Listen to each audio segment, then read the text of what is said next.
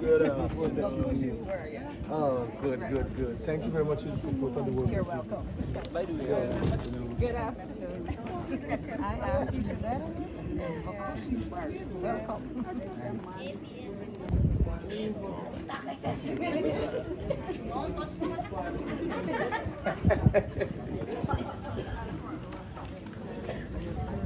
Wangram khu murugashi maseni atenama da benla. Seni meeting ram tebe anna pikat kuse. Muruge andersanma da benla biwanu one kiwanu anna pikat ku. O pava sirpe anna bless magu which richest blessing sirpe. Kar hoitane tuinang amajas kai tebre mai. Amen. Everybody, and also the visiting team from Georgetown. A special good afternoon to you. I just would like to say welcome to Parishara. They will introduce themselves just now, and also you, those of you come from the other villages, welcome also. And let's listen to what they have to say. Thank you.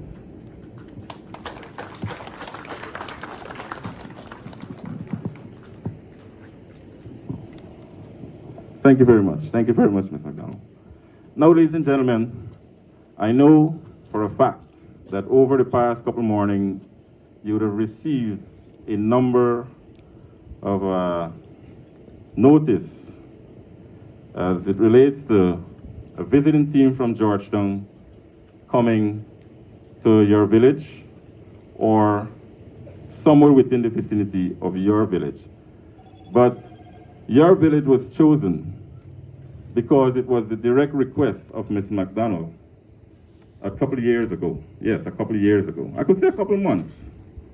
But that promise is being fulfilled today because she asked that the leader come and pay a visit to Parishara. And today, the leader don't want me to say years, right? Last year. So within that time, he's a very, very busy man. And he kept his promise in spite of all that he has to do and all that is happening in this country. Parishara was always on his mind. And when the window or the opportunity arises for him to make a visit to the Rupununi, he insists that Parishara be one of the places that he comes to. So I'll just ask you to give Ms. McDonald a round of applause for making this opportunity available to you.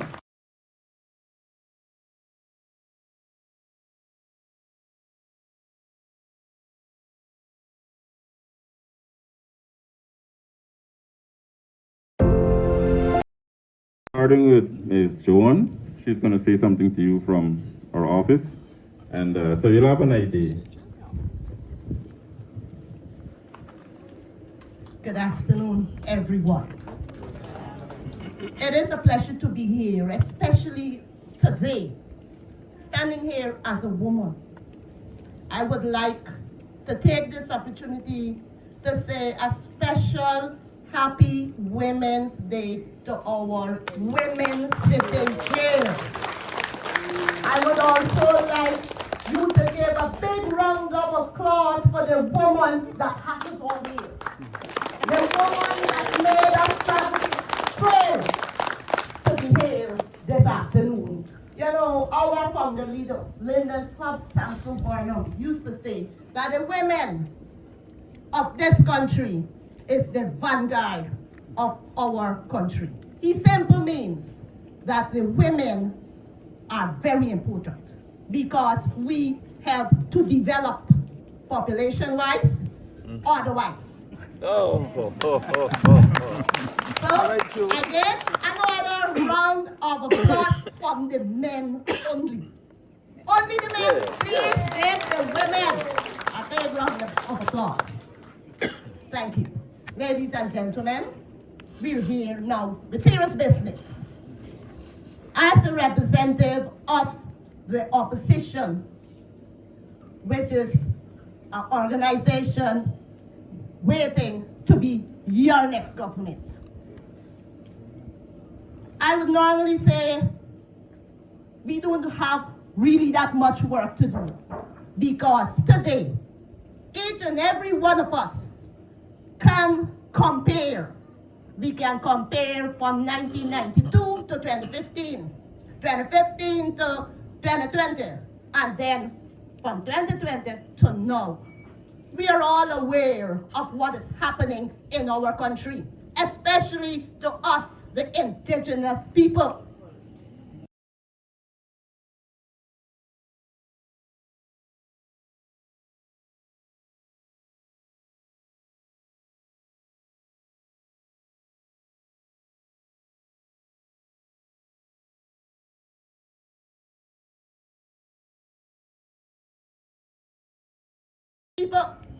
But when you look, what do?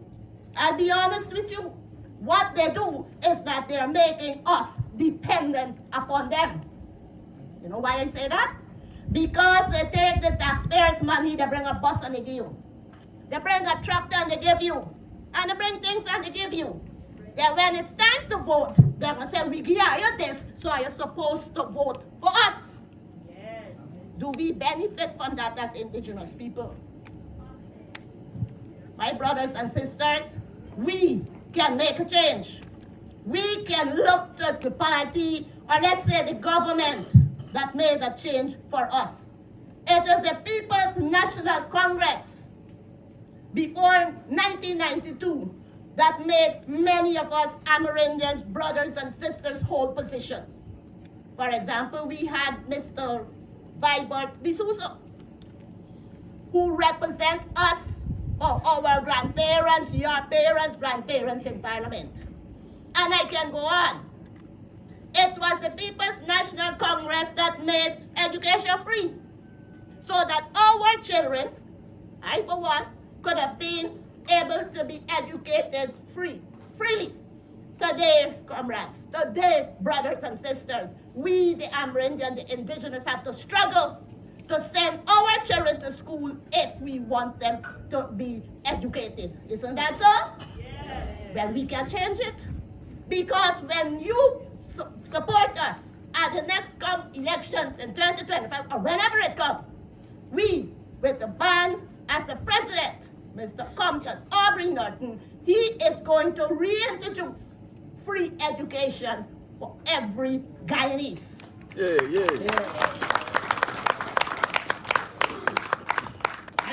Brothers and sisters, I also want to first bring a little bit of attention to, you know, we have a minister, right, of indigenous people. And we, the indigenous people, I would normally say, are used, refused, and abused by the present government in many ways, and I can list them out. But we can change it. The reason why I say we can change it is because we have the power. And we don't have to work hard for that power. All we have to do is come next election, whenever it is called, look for the palm tree with the key, the APNU AFC symbol, and put your little X. And we can change things in the country. We know fully well also lots of money is placed in the Amerindian ministry to assist in Amerindian development. And we don't get it. We just get a little tap up. A little tap up. We need to change that. And the only way we can change that is by placing our X for the APNU AFC at the upcoming general elections. Thank you.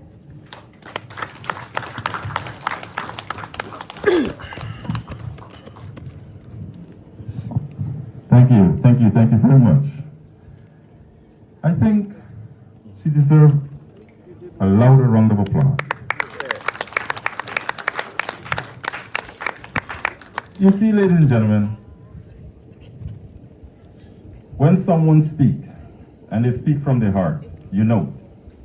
Because not only is she reflecting on the current, she took you to the past, and then she brings you to the current. They say your past sometimes dictates your future. Now, she knows where she comes from, and she now knows where she's at. And where she's at, all of us is there, and we're not in a good place. So I asked, and I beg of you, to take her advice and do what is necessary when that time comes, so that we could go back to what is good. Because what is going on right now, there's nothing good about it. All right, so I asked that you listen to what you digest what she would have just said. And when that time comes, you make the decision so that we could all enjoy the benefits of this country, this great nation. All right? So with that being said, I will now call Comrade Morvin to say a few words to you.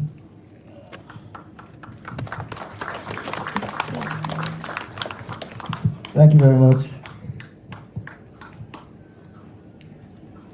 If we have a Tushao present, Tushao, senior councillors, leader of the opposition and team, a pleasant afternoon to everyone. It's good to be here. I always feel at home in the Rupununi. I'm always honored to be here whenever I get an opportunity to be here and to share time with all of you. The Rupununi has made significant contributions to the development of this country. Rupununians have made indelible prints into the history of this country. The first ever indigenous person to become a minister of independent Guyana hails from the Rupununi, brother or Uncle Philip Duncan. The first MP of independent Guyana, Uncle Philip Duncan, comes from the Rupununi, and we should applaud the Rupununi for giving us Uncle Philip.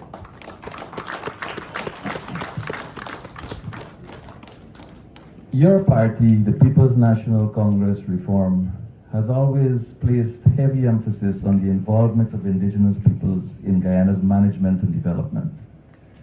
Uncle Philip is but an example. There were also others, including our sister, Ms. Abraham from Region 8, who still remains the youngest ever member of parliament in the history of this country. She hails from Region 8. And we must applaud her and all women on this very, very important day, International Women's Day. We should applaud them.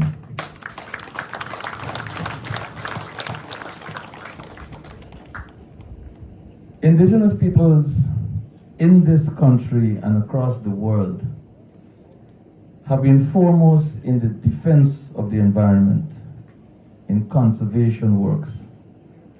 Indigenous peoples in the Rupununi have been foremost in the preservation of the natural environment of this country, have been foremost in the preservation and promulgation of the cultures and languages of the indigenous peoples of our country. And Rupununi should be proud of that, and we should applaud ourselves for that.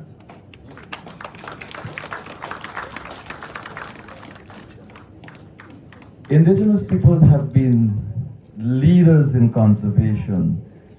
Indigenous peoples have made the greatest sacrifices for the preservation of our environment. Unfortunately, however, indigenous peoples have borne the brunt of climate change, particularly in the Rupununi.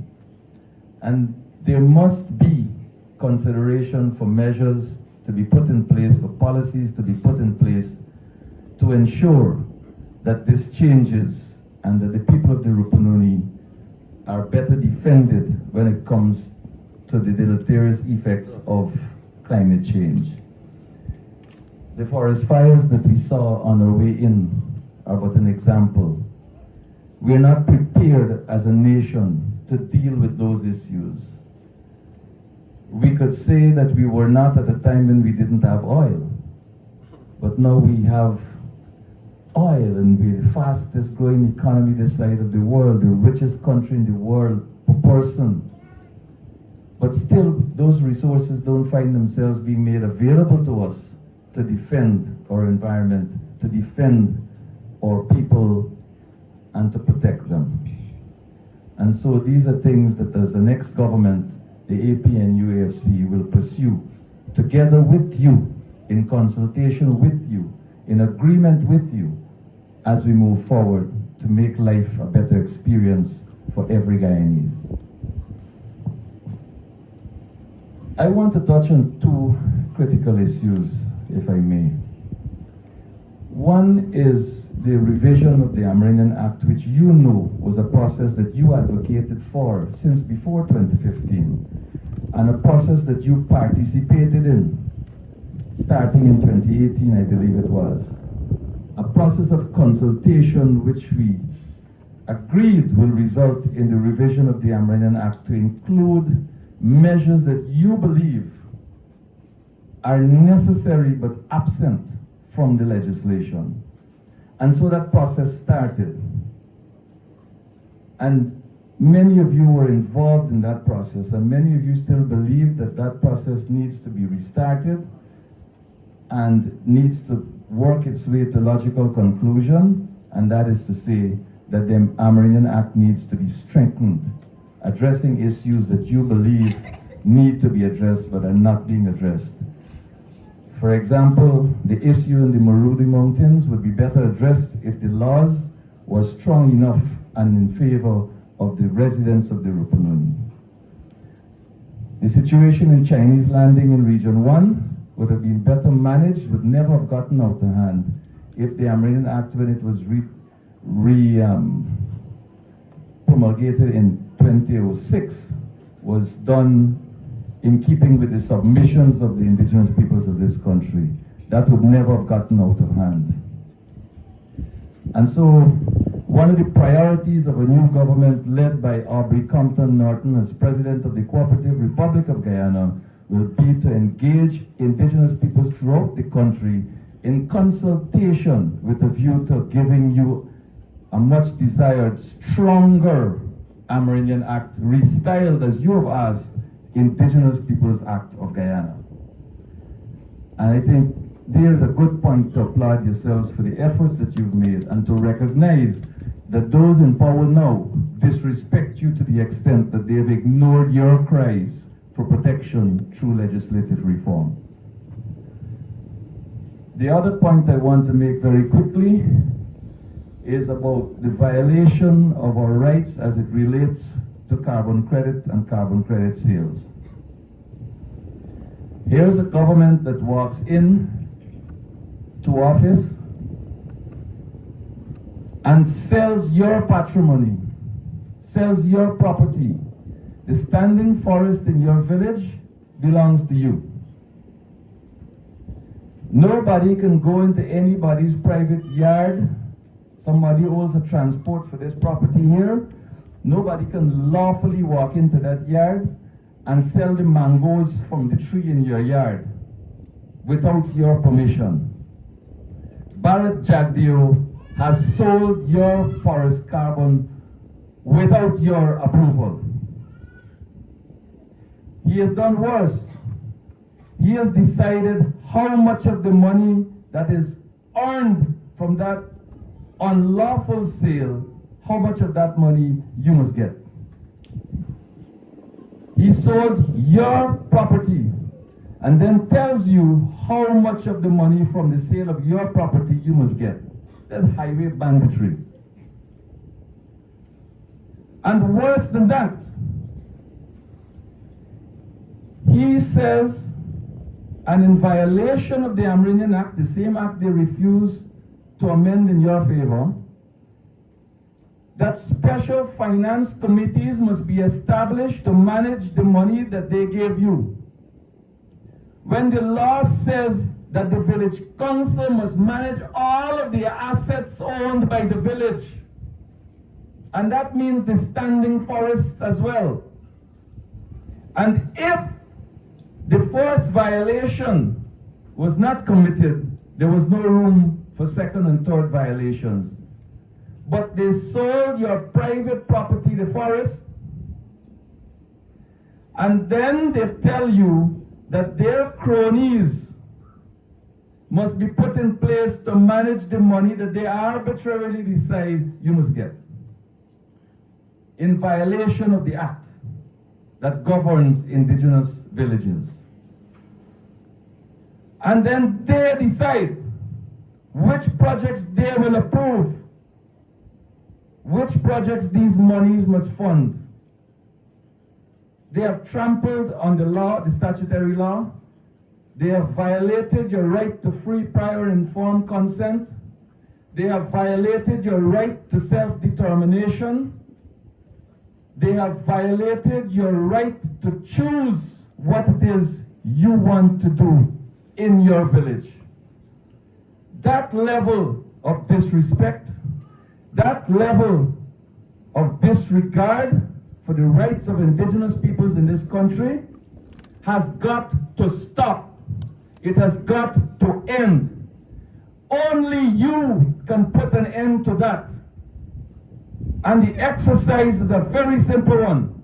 When they name election day, in spite of how much money they gave you, to which you're entitled and which you will take and which you will enjoy, just put the X next to the symbol of the APNU-AFC and guarantee yourself and future generations protection of all of your rights, respect for you, respect for all indigenous peoples, and returning indigenous peoples to a place of pride in this country where respect due is respect guaranteed. Reject the People's Progressive Party for the violations that they've committed against us, and return to government, the APNU-AFC, this time led by Aubrey Compton Norton, for a better life in this country, for shared prosperity for every citizen of this country, moving forward together as one people, one nation with one destiny. I thank you.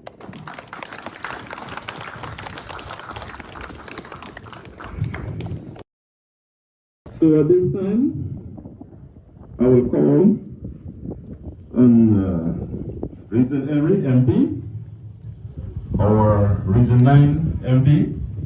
We're honored to have him. We're always happy to have him.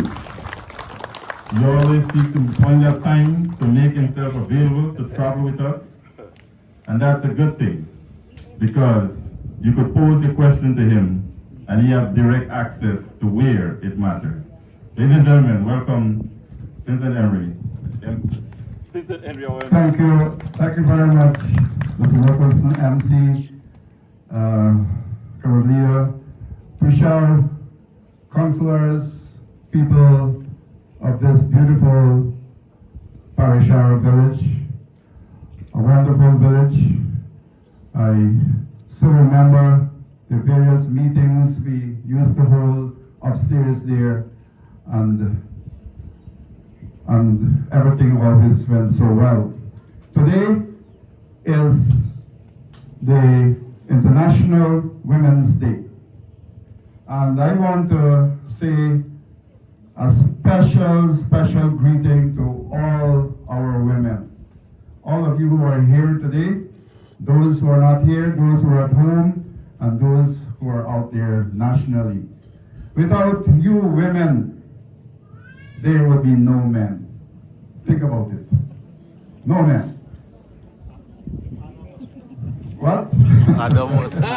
So, women, you are special. So special. It's like having a pot of food and you need to make that pot taste well. What do you put inside it if you're not a Rasta? You put salt. But the women are the salt in our food. Man, isn't that true? Yeah, man. Uncle, is that true? Yes, International Women's Day. I still remember a little story of a prime minister who was complaining how all the other countries around her getting babies and children and the population increasing rapidly, but her own wasn't increasing. And she was seeking advice what to do. Somebody said, they got a very good remedy. Man to man can't walk, and woman to woman can't walk. You gotta be man and woman. And so women, we salute you.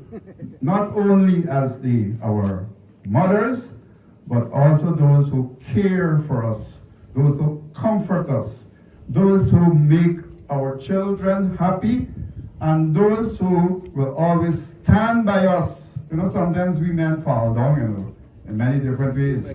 Women stand by us. No, please don't go. Please, what happened? Please don't get me wrong. Just turn it off. You have probably press it off. Press the wrong button. And I know warming up. Thank you, women. Thank you very much. Today is a very special day for us.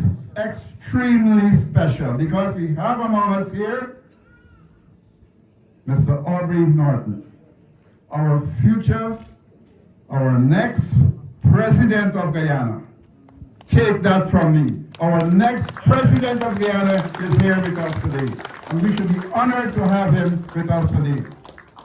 The last time I said so of a gentleman, within a year or so, he became the president.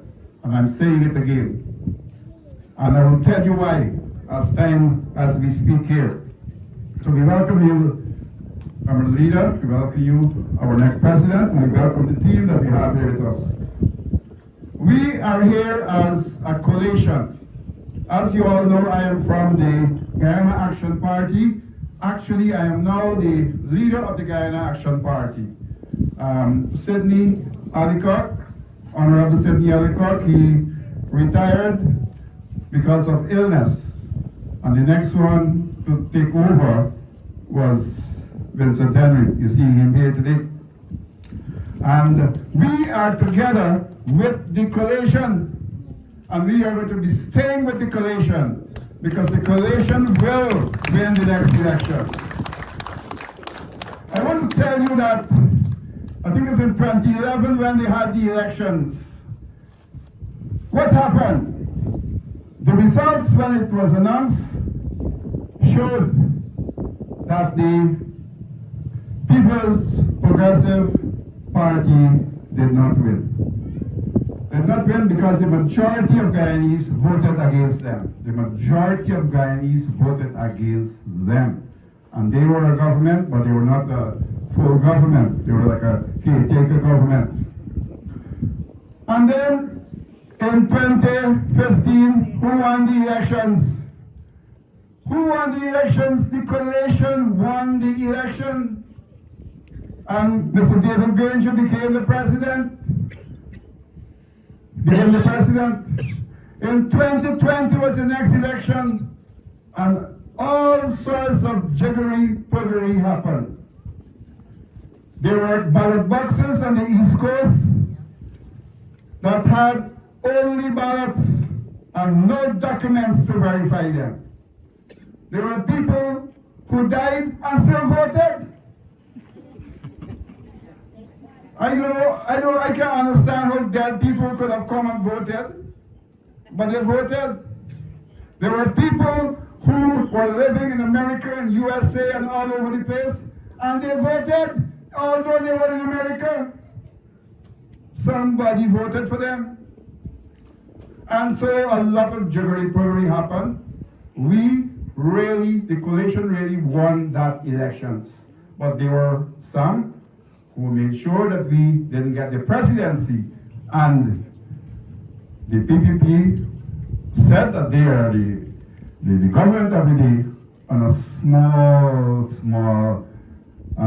majority, very small. But the way how they are behaving, you would believe they won 99% of the votes. The way how they're behaving, all the stuff that they are doing.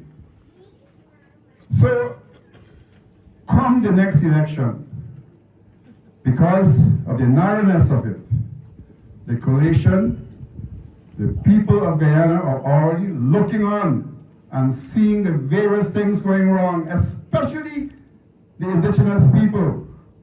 Many things are going wrong against us, and I will tell you about them. And when the votes are counted, we shall be the government. I am your representative in Parliament from Region 9. There's another one. I wouldn't call his name.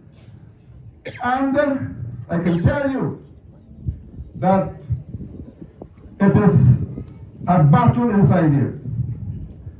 Because the rights of the indigenous peoples are under very, very serious threats. Very, very serious threats. Mr. Mervyn mentioned just now the Chinese landing story. And I will tell you quickly, one part of that story is that the Chinese landing people allowed a miner to mine in their lands. And eventually it became that the miner said that he cannot be put out from that land. He will stay there. And he went to courts and all kinds of things. And he even petitioned what you call the Inter-American Commission for Human Rights. And the commission told the government that indeed they are doing some wrong things in Chinese landing to allow the miner inside there and to destroy their waters, poison their waters, and not allow the people to even go there. Even when the Tushar wants to go to the place in his land, he is not allowed to do so. He is not allowed to do so. But the government, the part I want you to hear is the government answered the Inter-American Commission on Human Rights and said that the people of Chinese landing do not deserve to be given rights as indigenous peoples. I want to repeat it. The government of Guyana, the PPP, told the American Commission that the people of Chinese landing who are Caribs do not have rights as indigenous peoples. Why? They said because they got fancy houses. They got zinc top houses. They said because they go to the shop and they spend and buy with money. They said because most of them are Christians and they're not supposed to be indigenous. So what the PPP is saying is that all of us, if not all of us, most of us are not indigenous. And we do not deserve the rights of indigenous peoples. But they, when they come here, they will tell you differently. But what I am telling you are in the records. They are in the news, they are in the records. The PPP is not a friend of the indigenous people. They're not our friends. They want the votes, yes, but they're not our friends. How can you tell the people that because you are Christians, you are not indigenous? How can you tell the people that? And you have no need to get rights as indigenous peoples. So, according to the PPP, we are disqualified. I'm repeating this because I wanted to hear, because we are Christians. And then there was a bill that the PPP put in Parliament quickly called the Single Window Bill. You know what that bill was trying to do? That bill was trying to take away all indigenous lands. All. They must have full control. The PPP must have full control of indigenous lands. That is what they. And again, those of you who have internet, research it, the Single Window Bill. And we, in Parliament, we fought against it, tooth and nails. We didn't fight with our own bow. I didn't take my bow to the Parliament that day.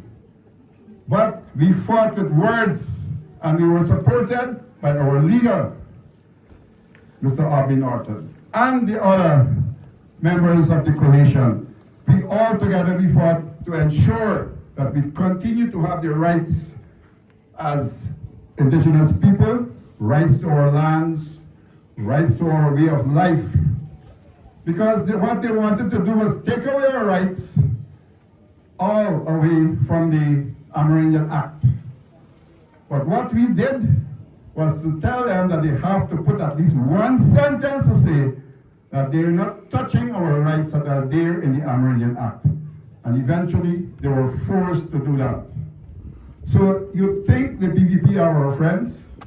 They're struggling to take away our rights.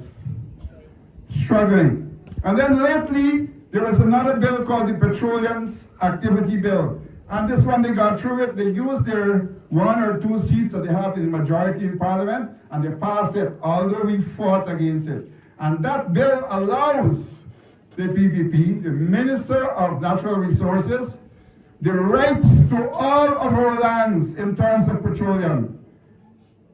So if they want to do a big petroleum activity near to us here, Huntide or wherever, we have no say.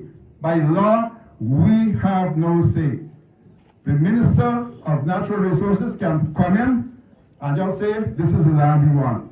Part of Parishara, part of Napi, part of Hayawa, no problem. This is what we want, this is what we're taking, because by law, they now have that right. So when they come here and show themselves and they say they love you, ask them, what about the Petroleum Activities Bill? When will you change it? When you want to control our lands without free prior informed consent. My dear friends, then I did a study about land extensions, and this was some time back. And I found that in the earlier days, the People's National Congress gave more land rights to the indigenous people than the PPP.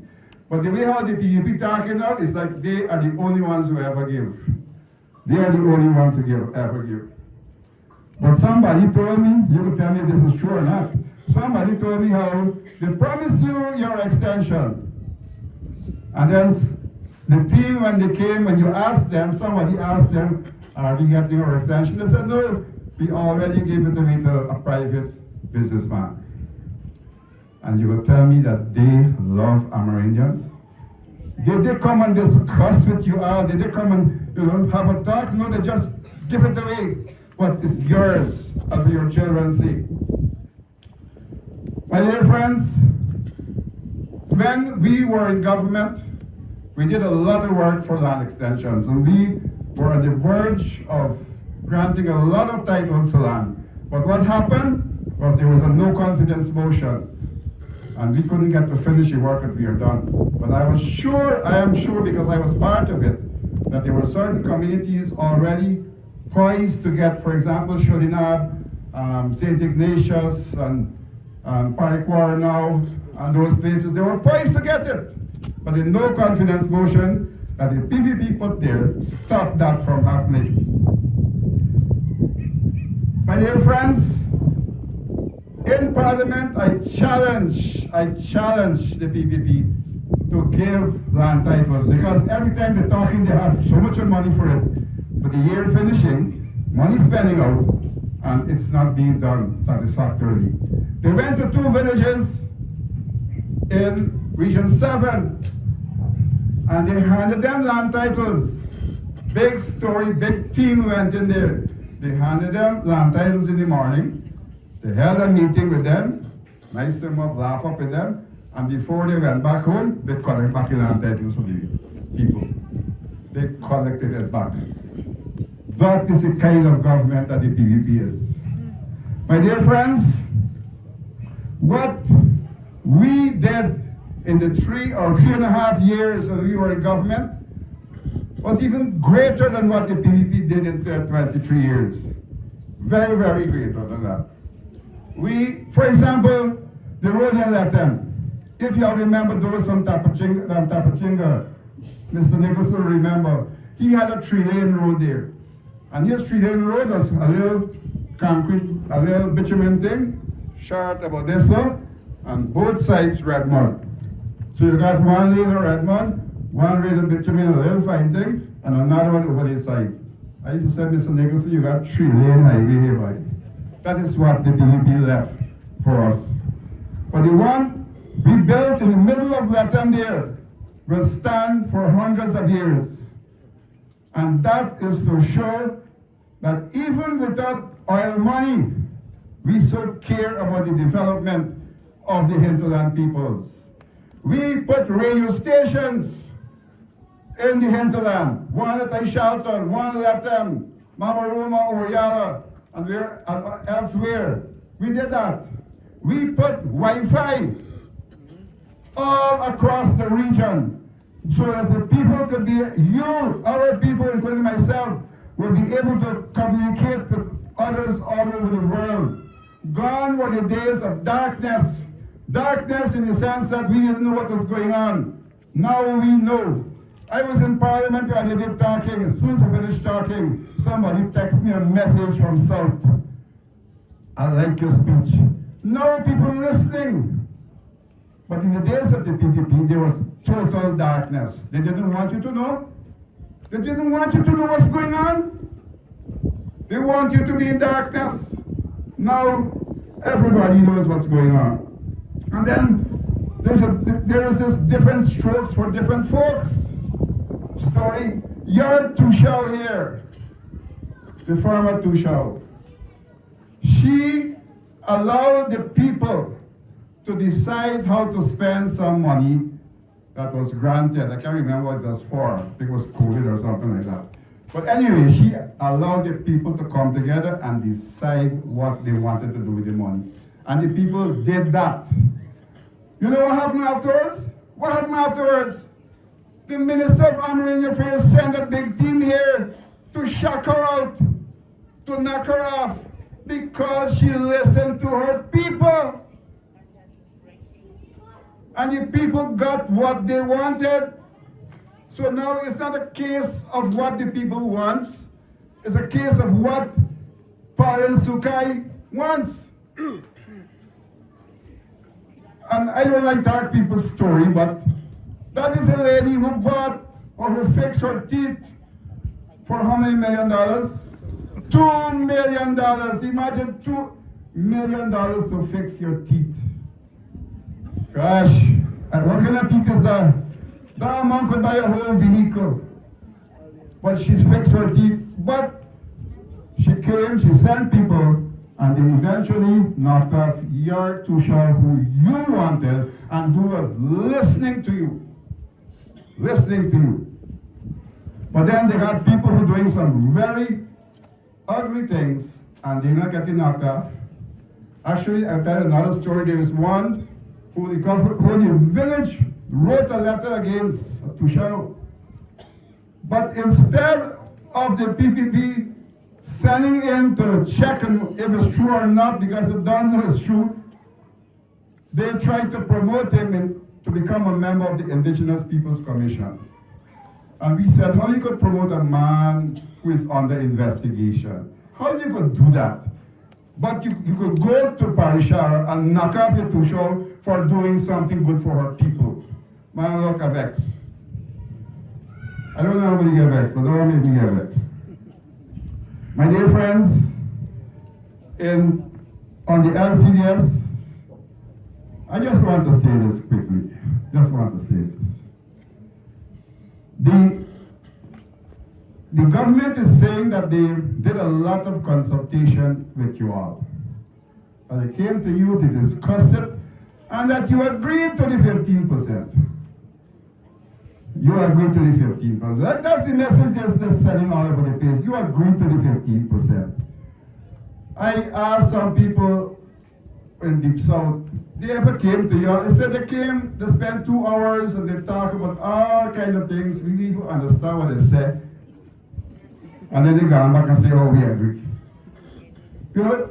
So the whole thing is wrong up with the LCDS. Our government will make sure that we listen to you, because it's your money. It's not anybody else's money. How can they, like Mr. Marvin mentioned, you know, come and sell your thing? They come to your yard and sell your mango. When they finish selling your mango, you at the farm, they come back and tell you that, hey, look, money for your mango, but we only give you 15%. We only give you. How can that be right? And not only that, they want to tell you now how to spend the money, and that is why Sholinab stood up against them. Sholinab, I'll tell you Sholinab very quickly, Sholinab said, We always, when the money come, they tell us to do big project. And we're doing the big project, but what are we getting from it? 3 years afterwards, the project closed down, what are we getting? It's time for we to get something. So each family decided that they are going to get an equal amount and they will submit a proposal for a business project. Each family. And they did that. You know the government tried to stop them? The PEP tried to stop them?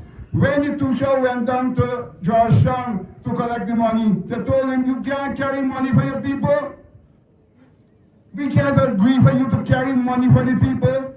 You got to buy a bus. And they took the poor Tusha downstairs and they make him buy a bus, a second-hand bus.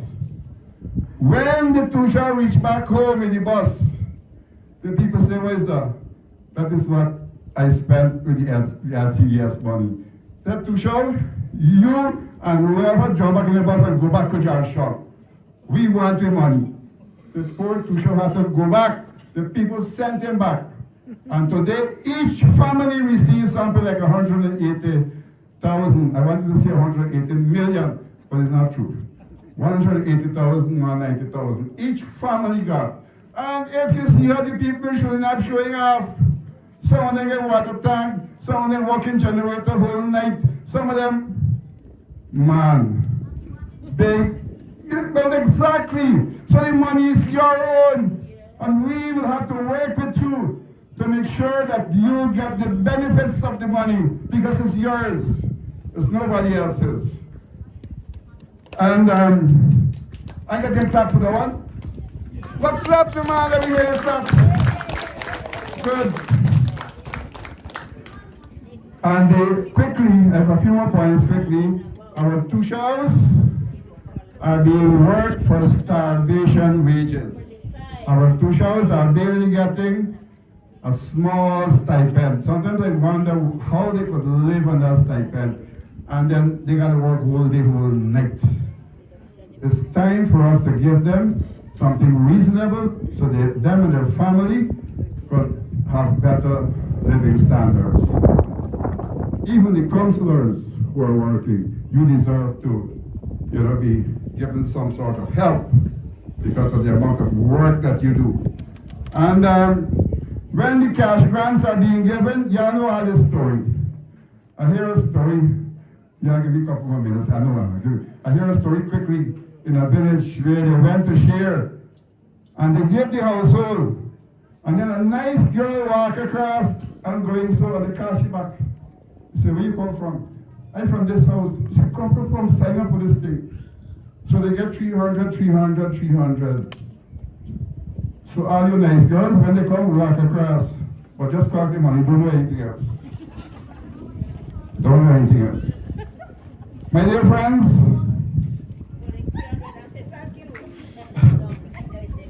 the road to Latam is what we started. We started that. I want you to remember that because they're promoting it as their road. They alone did it. We started it. The leader will talk more about that. The welfare, when we go to Georgetown when you're sick, especially the pregnant women, they're getting a hard time to send them back to their villages. So we question in Parliament, why are they only giving $36 million for the whole of the Amerindian indigenous people? And they said that that money is adequate. But we're hearing different stories. Our women are punishing when they go there. Even the patients, when they go there, they got to pay their own transportation to hospital, etc.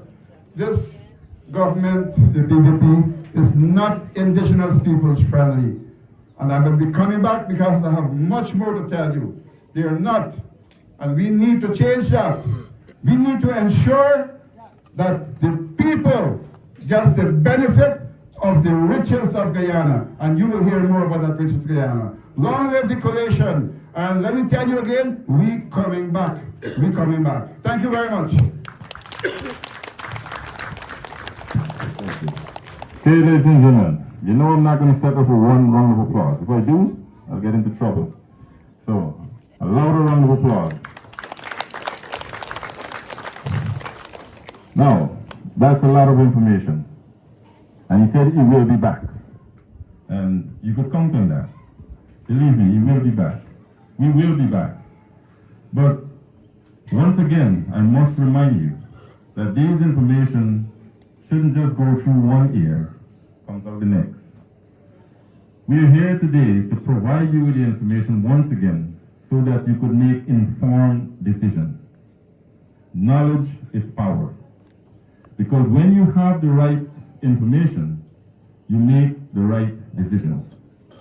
If you don't know which wire goes where, you could blow up your fan, right?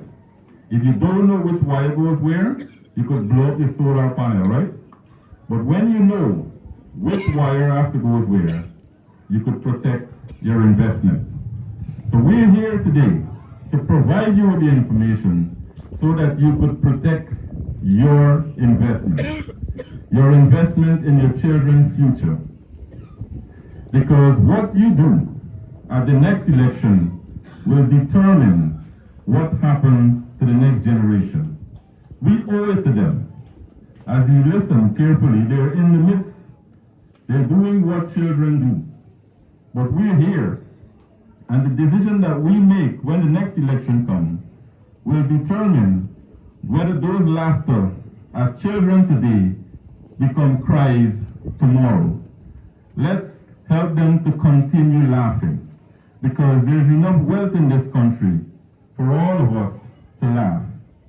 But under this administration, there are tears and tears and tears. So with that being said, ladies and gentlemen, once again, with the information that's before you, please sit with your family, sit with friends, share it with those who are not here.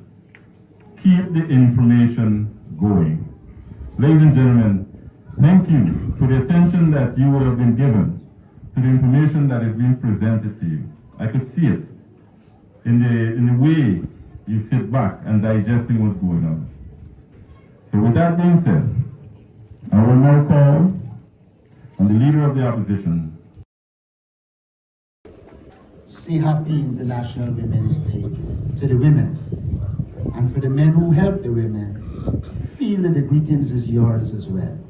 Yeah. Now, when I visited Letem the last time, the young lady sat in the crowd and said, "Me want to see you in Letem. The next time, you must come to Parishara." And I said, what's that? I never went in before. Anyhow, I looked it up, have a better understanding, and I agreed to come. And so, I'm here today. Let me begin by saying to you, the most important persons in a village is you, the villagers. Nobody's saying that. Leadership in a village should be guided by you, the villagers. What you want. What you think is best for you. And I want to say this to you. The next APNU AFC government will allow you as a community to make decisions for yourselves. Yes. We cannot continue to have people making decisions for us. We must make those decisions ourselves. That's the first thing. And I know you have the ability to make those decisions. The fact that you could have survived until now means you have the skills to survive. And to get those skills, you have to have a brain. I've always said our indigenous people are special.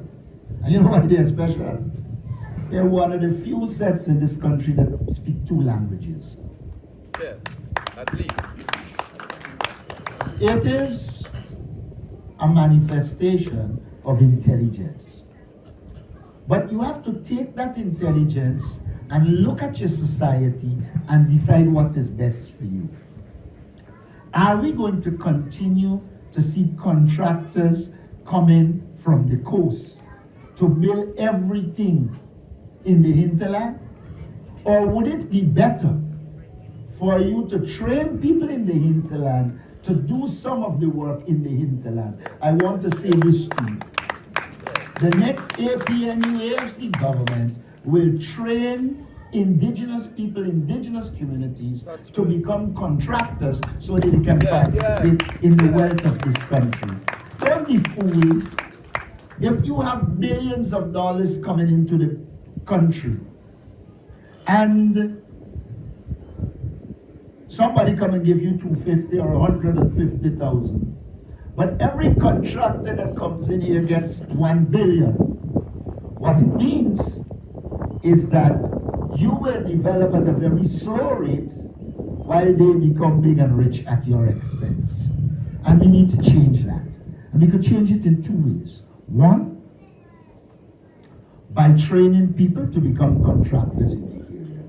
And 2, by the promotion of small businesses amongst indigenous peoples.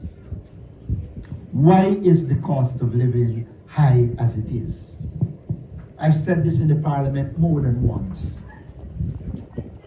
If everything you have to buy has to come from the coast, it will cost you a lot. But if agriculture is organized in villages, etc., and you're producing most of what you need, it will be cheaper. And so, one of the things we will have to do is to promote agriculture. Ensure you get your cassava stick to plant, but also train and put enough people in the community so that you could produce all the other things you need and sell it in your community and be self-sufficient. You cannot continue as a people to be dependent on everything from the coast. And I think there is where your focus must be. You must begin to focus on becoming independent. I'm not saying to you, don't accept a cash grant. It's you money, take it. But you must not be fooled that that will take you out of poverty. It wouldn't. What is needed is programs to take you out of poverty. And I'm saying to you, the APNU AFC will develop programs to take you out of poverty. Yeah, that's right. I can show you an area that can create employment for young people here easily. There's a thing in this world called early childhood education. And I'm telling you this because I did it when the APNU was in government, and all we'll have to do is extend it to the interior. Yes. All we need to do is take 1 or 2 persons from each village and train them in early childhood development. You bring the people to teach them how to handle children and bring them up.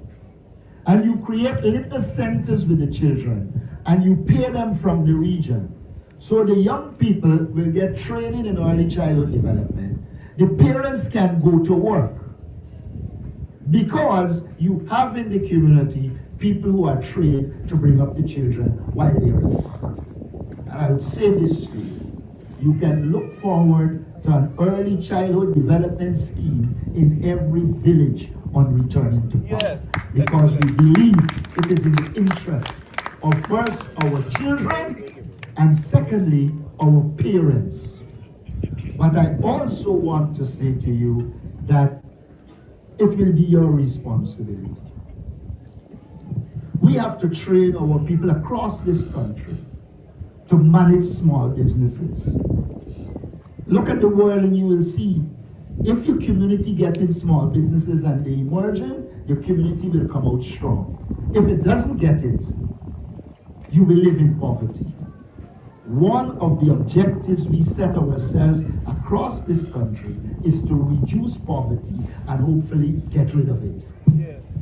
You cannot say you are the richest country per capita in the world and your people living in poverty. And why are they living in poverty? They are living in poverty because the government is prepared to give you a little thing here and there, but they have no program to get you out of poverty. That's why you're in poverty. And we will develop programs to help you to get out of poverty. In a society in which poverty is plenty, people will not develop. And we must not fool ourselves. We are not developing if this generation life is worse than the past generation. We are developing when we ensure that every generation gets a better life. That is what we need to focus on. We have to remove fear from this society. You should fear no politician, including us. You have to learn to stand up to politicians and say to them, you're doing wrong. That's right. Because every time you allow a politician to say to you what you should do, and every time they disagree with you, they instill fear, then you will not be able to control your own development. And really and truly, the task is for us to ensure that all our people, including indigenous people, control their own development. Yeah, that's right. We have billions of dollars. Y'all hear the world talking about the billions Ghana got? Everybody hearing that? Y'all hearing y'all rich is the richest country emerging? You feel rich? Do you feel rich? I want you to answer. No. You do not feel rich because the resources are not meeting you. Correct. There are many countries in this world that got oil, but their people are not becoming rich. They are not getting a better quality of life. So remember, just merely having oil doesn't make your life better. What makes your life better is when there are programs and projects for the oil money to meet you and to improve your life. That is what we promise you we will do. We have said that we will implement what we call a people-centered development strategy. It's something, it's simple. All it means is that we will take the money at the disposal of us and improve the quality of life of ordinary people across this country. That is what we have to do. Let us not fool ourselves. You see, they always put up how we're doing good at CXC and the children doing well. Well, let me say this to you. Couple children doing well at QC and the bishops, we welcome it. But we are only doing well in education when the people in the far-flung areas are doing as well as people on the coast. And one of the things we intend to do is to work to remove the gap between the coastland and the hinterland. We must set ourselves it as an objective. They're making noise about the road to Moburo. They didn't want to do it. It is we who start talking and remind them that we had this loan there. This loan was negotiated under us. And they were about to put it somewhere else. And as we keep insisting, the British insisted that it be done. And so you will get the road from Linden to Moburo and the bridge across the river. And we have begun work to put a main road so that people from the Rupununi can have easy access out and in. Such a road will contribute to your development. It would mean people would come in easily, and I don't think y'all doubting that y'all got some of the best sites in the world. Anyone of y'all has watched Kauai picture? Anybody y'all is watching any Kauai picture? You know about the tongue? And you see the advertising the mountains and some Kauai shooting? You think any of them as beautiful as that? And so if we organize ourselves, people will come to see it and your community will improve. I'm saying to you essentially, we have to begin to look to ensure that there is a regional development program for not only Region 9, but every region. That's right. You have significant potential. It is for us to realize the potential. But don't be fooled, the PPP doesn't want you independent. They don't want to give you the resources to be independent. They want to be able to control you politically, so you vote for them. I say if you're voting for them, you're voting against your own interests. Why do I say that? I invite you to compare the 5 years 2015 to 2020 under us, where we build a reservoir, knowing full well that this region has water problems.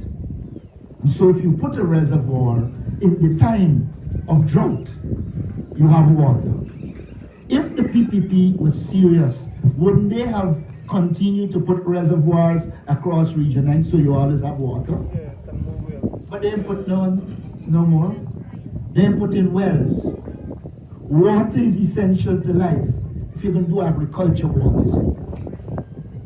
And so the fact that they are not doing what they should do to give you water for both agriculture and to consume should tell you the focus is not on you. What y'all think is a budget? A budget is an instrument in which the government is put money into where they want it to go.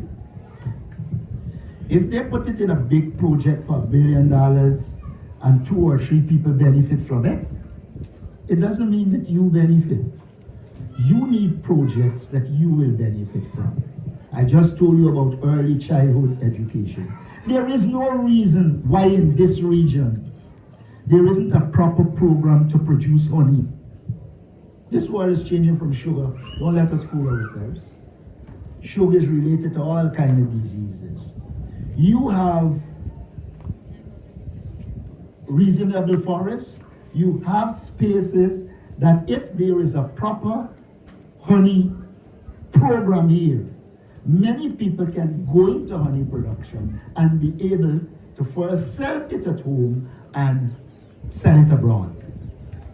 What I'm saying to you is that we will shift you to the point economically where you become business people in your own right and contribute to the development of yourself, your family, and country. And I am reassuring you that a government under us will ensure those programs emerge in consultation with you. I know that many of you will have programs in your head and can produce your own. We will tell you some, but you also, when we engage you, will tell us some of the things you want so that we can do it. We believe that you must be free to make your own decisions. We believe that you know your community more than anybody coming from Georgetown. In fact, one of the reasons that I choose whenever I'm coming up to at least one time come by the trail, rather than just jump in a plane and arrive in the Rupununi, in Letem, is because if you are going to make decisions for people, with people, you have to know where they live and how they live. And that is why I was told that, oh, if I fly in, I could fly in this morning and arrive at 9 and then at 3 we could go. But if I didn't come through the road, I want to see the bridges. Because again, those bridges come from a loan that we push for a lot. And so I wanted to see it. I wanted to see what is being done in terms of the road, so we can speak not from somebody telling me, but from me seeing. I believe you can only be a good government if you go into people communities and understand their life. Yes. If you don't have a feel, for how our people living, you will live in a false world that our people are doing well. But when you go to the ground, you know what people are doing and you are in a better position to help to make decisions in their interests. And so, I'm saying to you, you are critical. You have got to begin to also focus on what you think is needed in your community so that you can help us to make the decision to push community development. A lot of people observe that David Granger had changed it from regional development to Ministry of Communities. You know what was the reasoning behind it? The reasoning is the focus should be on development of people in the communities. And so if you make the focus communities, then the people will become important. If there's a regional development, it don't mean much. And so I bring a simple message to you. We did a lot for you without oil between 2015 and 2020. And if we could do as much as we did without oil, imagine what we will do with oil. Yes, yes, that's right, yes. I invite you to compare what we did in Region 9 without oil. The 5 years that we were in government, the total money of those 5 years that we had is the equivalent to the last budget, 1 year.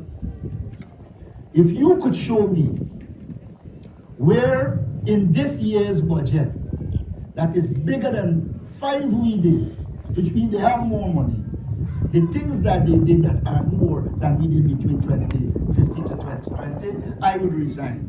But I know they can't. And so, we have to look and see what the reality is. The reality is there is money, but it is not meeting. Mike. The reality is there is money, but it is not meeting our people. And that is the critical issue. And we are saying to you, we don't want government to drive the biggest vehicle and to travel all over the place and to sport. We want government to be able to serve. Serve the people. We want to be servants of you, the people. We also very interested in ensuring that your young people are not abused by power. You can be guaranteed that we will work with you in society, but there will be no abuse of young people, which unfortunately seems to be the approach of the present government. And so, think hard, make the right decision. And I believe once you are making the right decision, you will vote for the APNU in the next election. Yeah. Because we have a better plan, we have a better program. I am now prepared to listen to you and answer your questions. Thank you. Yeah.